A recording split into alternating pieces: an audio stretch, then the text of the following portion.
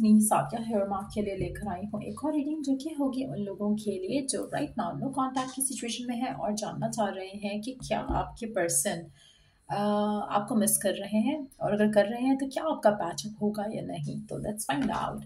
Reading शुरू करने से पहले रिमाइंड करवा दूं कि ये एक जनरल रीडिंग है। अगर आपको पर्सनलाइज रीडिंग लेनी है तो रीच आउट कर सकते हो। सो लेट्स सी कि क्या आपका पर्सन आपको नो कांटेक्ट में मिस कर रहा है, आपके बारे में सोच रहा है। अगर हाँ तो क्या पैचअप हो पाएगा। लेट्स सी क्या आपका पार्टनर आपको मिस कर रहा है, क्या वो आपको मिस कर रहा है। लेट्स सी क्या वो आपको मिस कर रहा है। Queen of swords, the hermit, the high priestess.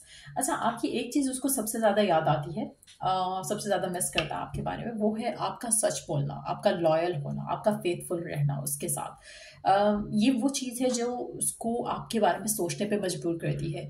चाहे उसकी ज़िंदगी में अभी फ़िलहाल कोई है या नहीं है, उस पर हम नहीं जाएंगे अभी फ़िलहाल, क्योंकि अभी हमारे पास जो कार्ड्स हैं हम उसके बारे में बात करेंगे।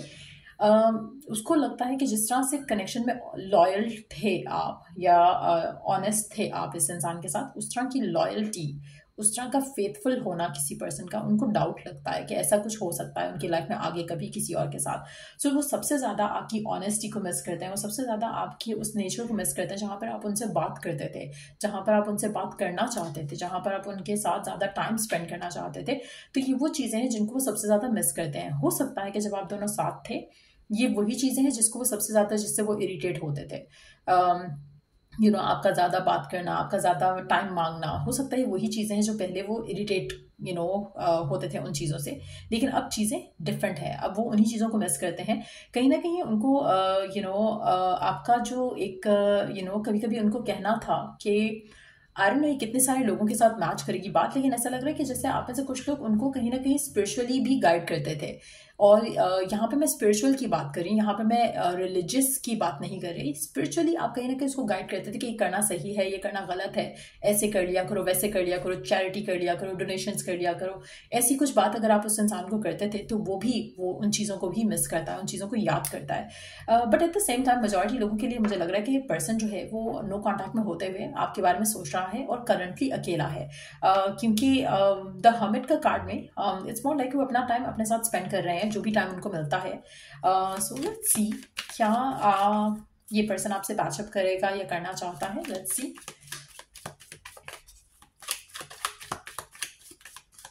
क्योंकि नो कॉन्टैक्ट में आपके बारे में सोच तो रहे हैं, लेकिन क्या ये आपके साथ पैचअप करना चाहेंगे या करेंगे। Do they want to patch up with you?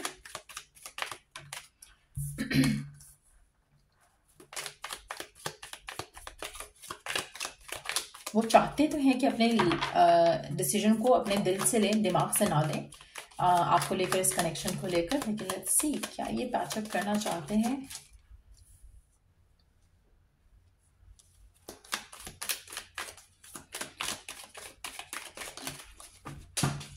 एक second, let me pick the card up.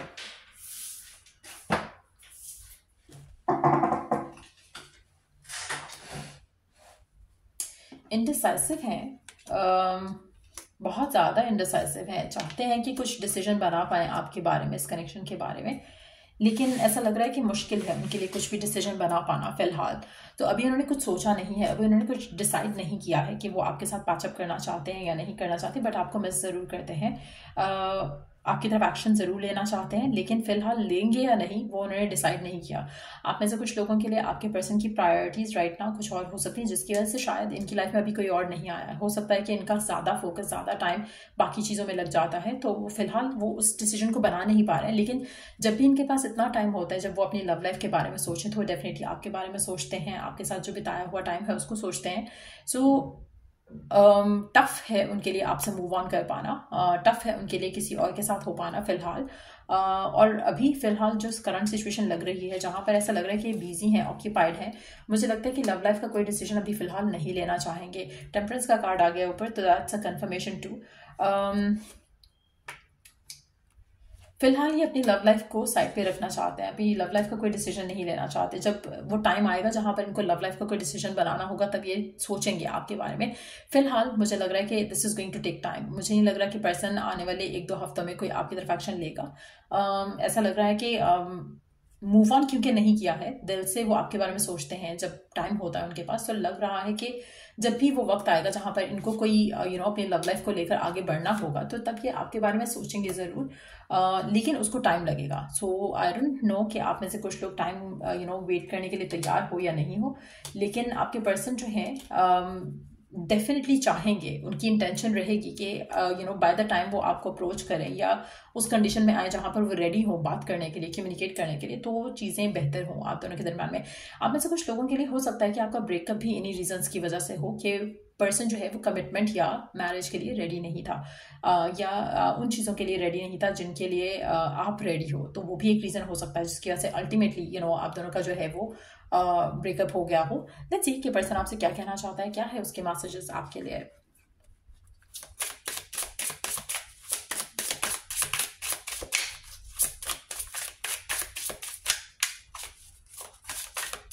क्या कहना चाहता है आपका पर्सन आपसे?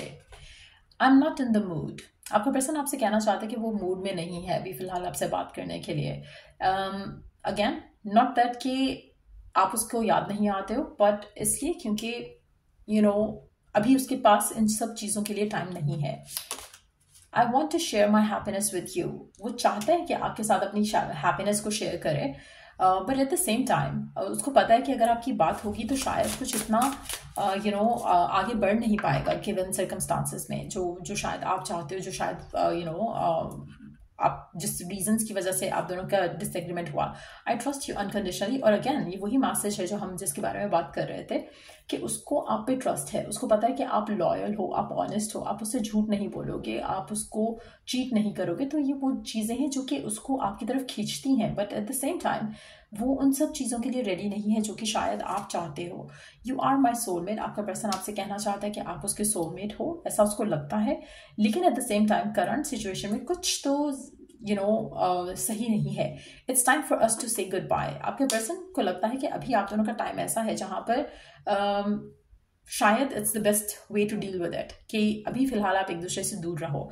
आई use my material possessions to mask my true self. कहीं ना कहीं आपका पर्सन आपसे कहना चाहता है कि वो अपने इमोशंस को कंट्रोल करने के लिए अपने आप को बहुत ज़्यादा इन्वेस्टेड रखता है मटीरियलिस्टिक थिंग्स में, अपने मटीरियलिस्टिक गोल्स में, बट ये उसके लिए आसान नहीं है। मेजॉरिटी लोगों के लिए मुझे लग रहा है कि पर्सन आपके पास ज़रूर आएगा वापस, क्योंकि उसको आपके साथ जो मोहब्बत थी या है वो आई डोंट थिंक कि उसके लिए ईजी होगा किसी और के साथ हो पाना। रीज़न बीइंग कि जो आपकी तरफ से जो लॉयल्टी और ऑनेस्टी और प्यार उसने देखा है, वो प्यार शायद वो जानता है कि कहीं और नहीं मिलेगा, और हो सकता है कि कभी इसने आपको ये कहा भी हो, और वो सिर्फ वर्ड्स नहीं थे, दे मेंट सेइंग व्हाट दे सेड।